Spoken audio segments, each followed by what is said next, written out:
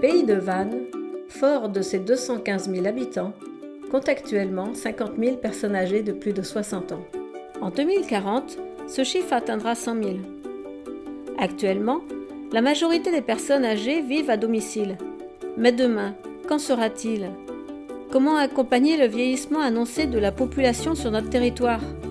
Peut-on mettre en place de nouvelles formes de prise en charge, de nouvelles formes de cohabitation ?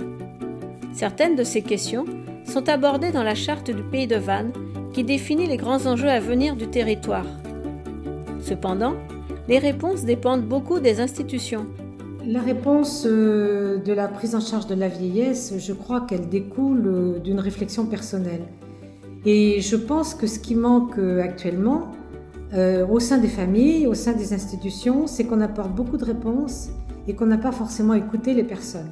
Et qu'on se situe dans des prises en charge, dans des réflexions de qu'est-ce qu'on peut mettre en place, alors que véritablement, on devrait davantage écouter les personnes et réfléchir avec elles. Bonjour, donc moi c'est Mélinda, donc j'ai 27 ans et je travaille pour l'ADMR depuis maintenant 4 ans. Au quotidien, je fais de tout. On est vraiment obligé d'apprendre à gérer un domicile de A à Z, parce qu'on peut aussi bien être envoyé sur de la préparation de repas, comme on peut être envoyé à faire des toilettes, de l'accompagnement pur et simple ou du ménage, comme des papiers aussi, parce que les personnes âgées ne peuvent plus forcément gérer tout ce qui est administratif et qu'ils ont besoin d'aide, et que pour eux c'est compliqué de toujours faire appel à la famille ou de devoir faire appel aux administrations sans savoir exactement qui contacter, etc. Donc c'est vrai que souvent on est appelé en soutien pour beaucoup de choses. En réalité, on veut rester chez soi. Alors rester chez soi, oui, il y a quand même beaucoup de services qui facilitent le maintien à domicile, il faut reconnaître. Il y a beaucoup de politiques sociales, départementales, même municipales, j'allais dire, qui facilitent le maintien à domicile. Mais le maintien à domicile a des limites en ce sens que la dépendance peut devenir trop lourde. Et puis le domicile, la maison, elle peut être trop importante quand la personne reste seule. Et malheureusement, il y a beaucoup de personnes âgées qui sont seules chez elles. C'est une charge très lourde, alors que la personne bénéficie de ressources qui sont moindres quand elle se retrouve seule. Et en même temps, il faut entretenir une maison qui est trop grande et qui ne correspond plus aux besoins de la personne. J'ai travaillé en EHPAD et puis en domicile partagé également. Donc mon choix s'est surtout orienté auprès de personnes à domicile afin qu'elles puissent vivre dans un univers qui leur est familier et qu'ils puissent rester chez eux, vraiment et que pouvoir accueillir leurs enfants lorsque l'occasion se présente et puis vivre de façon plus honorable chez elles. Je pense que le fait d'intervenir à domicile permet aux intervenants comme aux personnes âgées de consacrer plus de temps aux personnes âgées et de pouvoir les écouter et donc leur apporter un petit peu plus d'attention.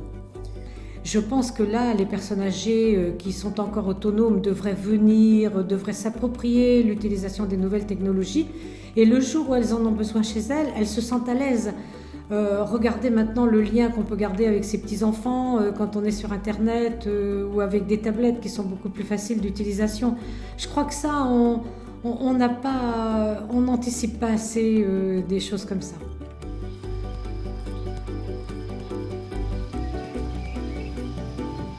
Moi, Skype, tous les jours, je suis sur ce... je vais l'ouvrir, là, j'ai un ami qui m'a pas mal initié. Je vais voir sa photo, on va voir sa photo, on va pas. Moi, je lis beaucoup, je lis aussi sur Skype, je joue au Scrabble. La tablette aussi. Alors là, je joue, puis je fais tout aussi, je reçois tout aussi là-dessus. Bon là, la tablette, je l'ai achetée en arrivant aussi ici. J'ai dit dans le fond, c'est pas mal. Je fais des photos. Je m'en sers pour aller sur mes comptes. Je m'en sers pour lire match. Je m'en sers pour mes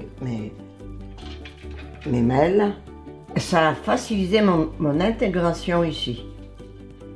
Sincèrement, si j'avais pas eu ça, je crois que je serais repartie. Je serais pas restée. Mais véritablement, c'est au sein de la famille qu'il faut mener une discussion et faire en sorte que la personne âgée soit associée à cette réflexion pour que ça se passe le mieux par la suite. Sinon, véritablement, on va au-devant de problèmes parce qu'un enfant et un autre ne vont pas avoir la même vision des choses, même en ce qui concerne la prise en charge de leurs parents au sein d'un établissement. Moi, je l'ai constaté et c'est dommage parce que c'est la personne âgée qui se retrouve à nouveau au centre de discussion, alors qu'il faudrait éviter ça. Le rôle du conseil de développement est d'alerter les élus sur cette problématique et d'élaborer des propositions d'action pertinentes. 3 thématiques ont été abordées plus précisément.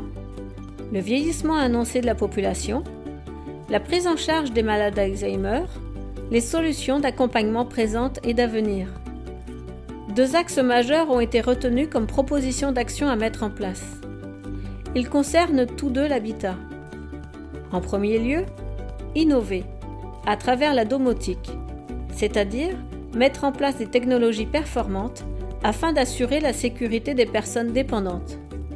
Dans un second temps, inventer de nouvelles formes de cohabitation et permettre ainsi aux personnes âgées d'évoluer dans un cadre sécurisé sans les priver de liberté.